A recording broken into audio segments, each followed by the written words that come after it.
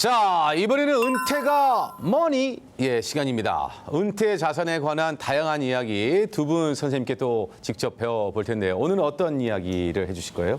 우리 이제 기업도 재무제표라는 게 있어요. 네. 예. 우리 개인도 재무제표를 그리면 훨씬 더 은퇴 돈 관리가 쉬워질 수 있습니다. 근데 이걸 아주 복잡하고 어려운 부분으로 이렇게 생각하지 마시고 A4 용지 딱 2장으로 마법의 개인 재무제표를 만드는 방법을 오늘 은퇴가 뭐니 시간에 제가 한번 말씀드려보고자 합니다. 재무제표 하면 왠지 뭐 이렇게 뭐 복잡할 것 같아요. 혹시 재무제표 뭐 가계 뭐 이런 거 쓰세요? 저는 그 신용카드 네. 이제 긁으면 쓰잖아요. 네. 그러면 이제 문자가 와 있잖아요. 네. 그거를 확인해요. 그거는 가계부와 재무제표가 아니에요. 근데 그건 정확하게 다 나와 있으니까. 정확히는 나와 있는데 지금 이거를 하고 있다라고 이거 하시면 안 되는 것 같은데. 그렇죠. 아니죠? 예, 적어야죠. 적어야 됩니다. 적어서 적어야 돼요? 들어오고 나가는 거 그리고 나가는 게 어떻게 나갔는지 이런 것들을 아주 일목요연하게 정리를 한번 해볼 필요가 있다 말씀드리고 싶어요. 저도 사실 정태 선배 말에 조금 동감이 가는 게 통장 내역에도 이제 찍히고 하다 보니까 그거 정확하죠. 정확하게 나오지 그러니까 않나요? 지금 두 분은 어떻게 보면 네. 내 통장 잔고에 얼마가 있는데 쓸 때마다 얼마가 남은 걸 확인하면서 찍혀요. 네. 쓰신다는 얘기 아니에요? 정태 씨 그럼 제가 물어볼게요. 네. 자, 돈이 들어와요. 네. 급여 생활자 같은 경우에는 한날 1시에 띵동하고 들어오겠죠. 맞아요. 그리고 이제 카드값 나가듯이 띵동 띵동 띵동 띵동 띵동 하고 나가겠죠. 네. 그럼 사실 들어온 돈과 나간 돈이 같아야 될까요? 안 같아야 될까요? 사실 같아야 돼요. 그래요? 그렇죠. 내가 번 만큼 써야 되니까. 네. 근데 늘 우리가 힘들죠. 그 이유가 뭐냐면 띵동 띵동 띵동 띵동 하고 나간 부분이 많기 때문에 그래요. 근데 띵동 띵동 하고 나간 부분을 이렇게 일목요연하게 보면 매달 나가는 부분이 있어요. 그리고 나서 또 한 부분은 이거는 내가 쓰지 말았어야 되는데 썼네. 내가 그때 정신이 없었어. 다시는 쓰지 말아야지. 이런 부분이 또 한 군데 있어요. 있어요. 예. 그런데 정말 무서운 게 하나 있어요. 이거 진짜 내가 쓴 거 맞아? 네, 맞아요. 그런 지출들이 많아지면 많아질수록 내가 은퇴 생활에 돈 관리는 멀어지고 있다. 이렇게 보시면 될 것 같습니다. 본인도 모르게 생각지 못한 돈이 나갔다. 이걸 우리가 체크 잘 안 하고 있다. 그렇다면 솔직히 재무제표 이런 거 하려면 세무사에 맡겨야 되는 거 아닙니까? 아닙니다. A4 용지 딱 2장만 가지고요. 그래요? 자산 부채 현황표와 현금 흐름표 딱 2가지를 만들어 볼 텐데요. 네. 먼저 자산 부채 현황표를 여러분들과 한번 만들어 보도록 네, 하겠습니다. 어떻게 해요? A4 용지 준비하셔가지고 네네. 네. 반으로 딱 접으세요. 접어요? 네, 딱 반으로 접고 반으로 접은 왼쪽 부분에다가는 자산의 목록을 쭉 한번 나열해 보고요. 예, 오른쪽 부분에다가는 저기 부채의 지금 목록을 나열해 보도록 지금, 하겠습니다. 판넬이 준비되어 예, 우리 있네요. 김시현 선생님께서 이렇게 자, 지금 준비하고 자산에는 계시고요. 예. 현금 유동성 자산, 예. 뭐 예금과 적금, 그리고 두 번째 투자 자산, 부동산 자산, 개인 사용 자산, 보장 자산, 은퇴 자산. 뭔 자산? 아니, 자산이 어렵지 이렇게 않아요. 많을까요? 어렵지 않아요. 예. 우리가 가지고 있는 모든 것들을 자산화하면 되는 건데 1번에 현금 유동성 자산이라고 되어 있지 않습니까? 네. 내 현금 급할 때 뺏을 수 있는 돈이 얼마큼 있느냐. 요게 이제 있어야 돼요. 내가 현금 유동성 자산이 없을 때 급한 일이 생기면 어떻게 되죠? 돈을 빌리게 됩니다. 맞아요. 근데 내가 뭐 마이너스 통장이라도 있으면 다행인데 그것도 없으면 카드로 현금 서비스를 받게 돼요. 그러면 그 이자가 엄청나게 크다는 사실 알고 계십니까? 그렇기 때문에 우리가 늘 항상 현금 유동성 자산을 준비를 해야 되는데 급여 생활할 때는 급여의 한 곱하기 3 정도가 언제든지 뺏을 수 있는 통장이 있으면 좋겠지만 그렇지 않고 연금 생활하게 되시면 내 연금 월액의 한 곱하기 6 정도가 언제든지 뺏을 수 있는 통장이 좀 준비가 돼 있어야 된다. 준비돼 있나요? 저는 쉽습니다. 저는 보유하고 있는 자산이 통장밖에 없거든요. 통장에 잔고밖에 없는 거예요? 네, 통장. 그럼 잠깐 다시 한번. 그러면 왼쪽엔 자산이고 우측에는 이제 부채를 쓰면 돼. 장기 부채, 단기 부채, 채무 보증, 단기 우발 부채. 이게 어떻게 부채가 더 많으면 문제가 되는 거죠? 그렇죠. 처음에는 제가 현금 유동성 자산을 말씀드렸고 두 번째는 이제 투자 자산인데 네. 누구나 알고 있는 투자 자산을 또 여기다 포함을 시킵니다. 그리고 세 번째는 부동산도 자산이잖아요. 예. 부동산 자산도 한번 써보는 거예요. 내가 얼마나 되지? 한번 갖고 써보는 겁니다. 계시잖아요. 예. 반 잘라서 주겠다는 집. 이제 나의 집은 반으로 잘라 반쪽은 네 그다음에 사용자산이라고 있는데 사용자산은 내가 사용하고 있는 자산인데 처음에 내 손에 들어올 때는 가치가 높다가 시간이 지나갈수록 가치가 떨어지는 것들이 있어요. 뭐 예를 들어 노트북이나 이런 뭐 사용하는 자산들 그런 것들도 이제 적어놓을 필요가 있겠죠.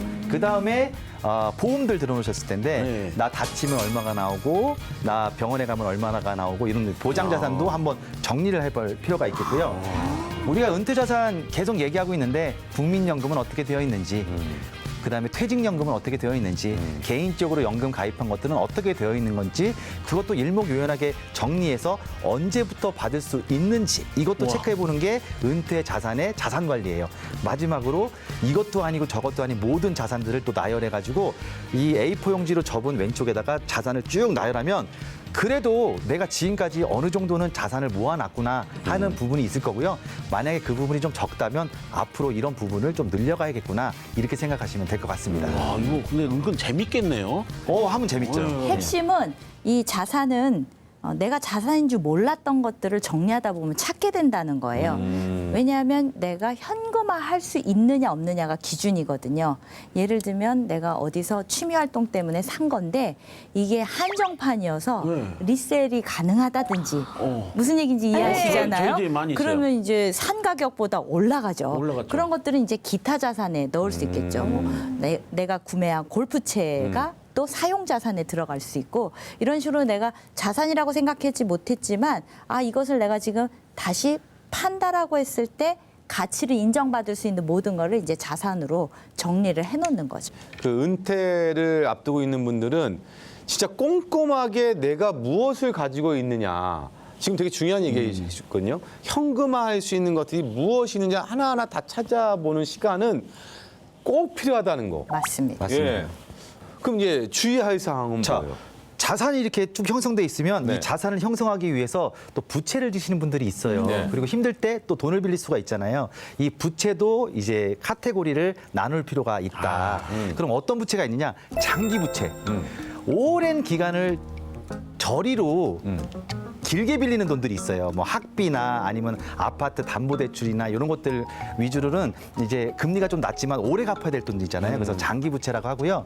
제일 무시무시한 게 단기 악성 부채라고 하는데 저는 그냥 단기 부채라고 안 하고 단기 악성 부채라고 합니다. 왜냐하면 이자율이 워낙 높기 때문에 아까 현금 유동성 자산도 말씀드렸지만 내가 든든하게 언제든지 뺏을 수 있는 돈이 있다면 내가 현금 서비스 받을 이유가 없거든요. 근데 그렇게 지게 되면 이자가 계속 불어나게 되죠. 그래서 단기 악성 부채를 우리가 한번 정리해 볼 필요가 있겠다. 세 번째는 내가 누구한테 돈 빌려준 거 있으면 그리고 내가 돈 빌려온 게 있으면 채무 보증하는 경우도 있어요. 그래서 채무 보증액도 한번 적어보시고 마지막으로 통장은 통장인데 영원히 플러스가 될 수 없는 통장이 하나씩 있죠. 아세요? 슬픈 사슴눈을 가진 통장.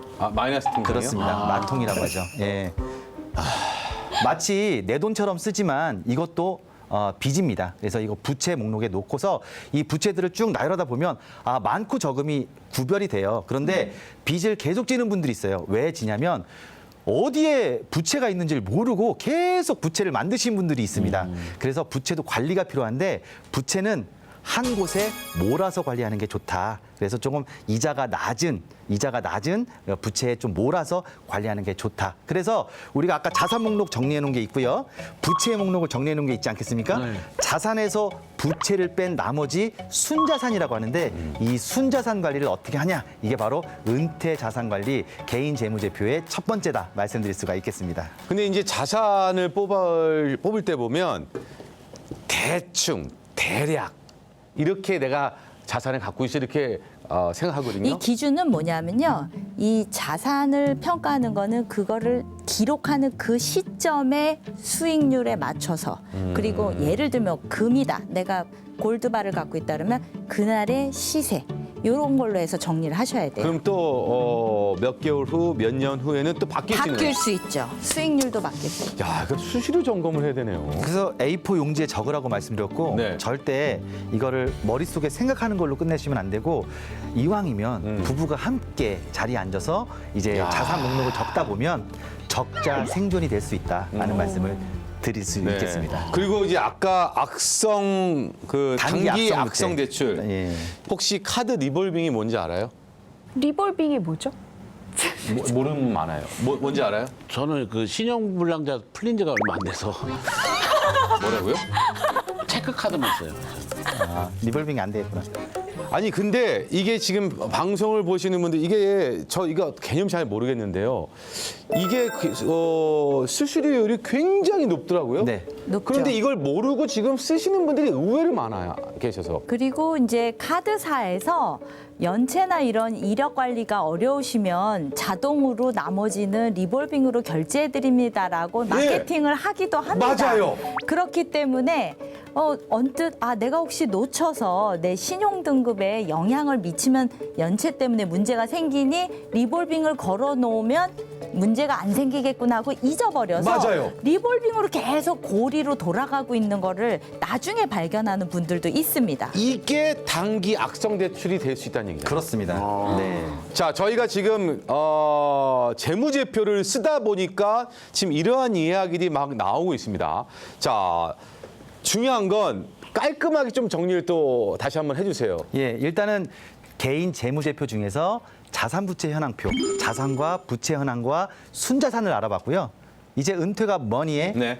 두 번째로 현금 흐름도 중요하지 않겠습니까? 현금 흐름? 예, 돈이 들어오고 나가는 것을 우리가 또 A4 용지에 반드시 적어볼 필요가 있는 거죠. 네. 이걸 우리가 바로 현금 흐름표다 말고 이런 것도 말씀드릴 있어요? 수가 있겠습니다. 예, 좋아요. 욕심내시네 이거. 돈이 들어오고 나가는 건데요. 돈이 들어오는 방법들이 여러 가지가 있어요. 네. 돈이 어떻게 들어오냐면 처음에 열심히 저축하면 이자 소득 받을 수 있겠죠. 맞아요. 주식 투자 잘하시는 분들은 또 그 회사를 통해서 배당 수익도 받습니다. 그리고 나서 내가 연금 잘 들어놓으면 연금 소득도 받게 되겠죠. 그래서 이런 것들로 이제 살아갑니다. 그리고 부동산 임대 소득. 내가 부동산 가지고 있는데 그 부동산에서 임대 소득이 일정 부분이 나와. 그래서 그 부동산 임대 소득으로 갈 수 있죠. 근데 이제 1번부터 4번까지로 노동 없이 살아갈 수 있다라고 하면 참 좋겠습니다만 네. 세 분 표정이 계속 어두워지고 있는 것들을 제가 느껴지고 있습니다. 네. 맞나요?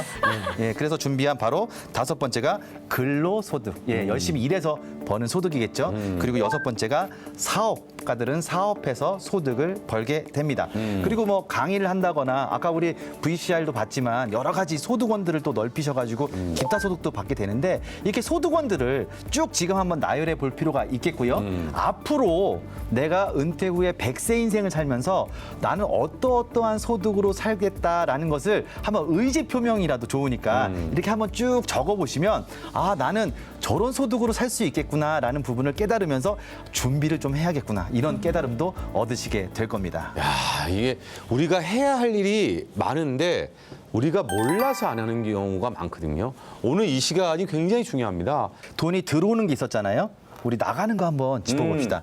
돈이 들어오는데 이게 스치듯 나가죠. 네. 나갈 때 어떻게 나가냐면 이렇게 나갑니다. 물론 정말 양질의 지출인 저축을 하거나 투자를 하거나 연금을 들거나 보험을 드는 경우도 있지만 그냥 쓰는 돈들이 나가게 되죠. 그 쓰는 돈들에 대해서 정리를 하셔야 된다. 고정 지출이 뭐예요?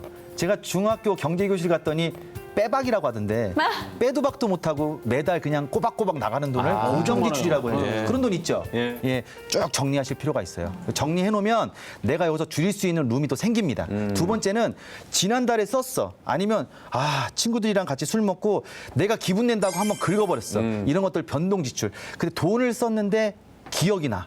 그런 변동 지출이에요. 근데 돈을 썼는데 기억이 안 나. 카드를 잃어버린 적도 없는데 내가 카드 명세서를 받는 순간 깜짝깜짝 놀라는 지출이 바로 잡지출. 아이고. 예, 줄줄 새어나가는 지출도 있다. 이런 지출들을 잡으셔야 된다는 것을 이 현금 흐름표를 가지고 말씀드리고 싶은 요점이라고 말씀드릴 수가 있겠습니다. 오종태 씨 열심히 적었어요. 이거 오늘 우리 아내랑 오늘 좀 바로 이거 정리 좀 해야 될 것 같아요. 아니 본인이 다 돈 관리하신다면서요? 예? 본인만 하면 된다. 내가 해도 그래도 아내 의견을 들어야 될 거 아닙니까? 우리는 공동명의니까. 집 부동산. 네, 부동산이고 뭐 지출이고 다. 예. 그러면 우리 우등생이니까 네. 제가 선물 하나 드릴게요. 어디? 요게 현금 흐름표하고 재무제표 현황표인데요. 이게 여기다 공란으로 이렇게 놨어요, 제가. 네. 오늘 가서 우리 부부 같이 모여가지고 나의 소득은 어떻게 되고 지출은 어떻게 되는지 자산 목록은 어떻게 되고 부채는 어떻게 되는지 한번 이렇게 적어보시고 그거 좋다. 숙제 검사를 다음 네. 시간에 한번 할 수 있도록 그건 안 해볼까요? 되죠. 저 사승하니까. 그럴까요? 네, 그럴까요? 예. 꼭 할게요. 그거 선물 주세요. 예. 자, 요거 오정태 씨. 예. 예. 요거 선물로. 고맙습니다. 요거 선생님. 예. 나가실 때 판넬값 8만 원 주시면 됩니다. 그거는 지출이죠. 변동 지출인가요? 변동 지출이죠. 정확. 야, 이렇게. 장학생. 장학생. 네. 예, 저희는 장학금이 없는 관계로 본인이 8만 원을 주시면 되겠습니다.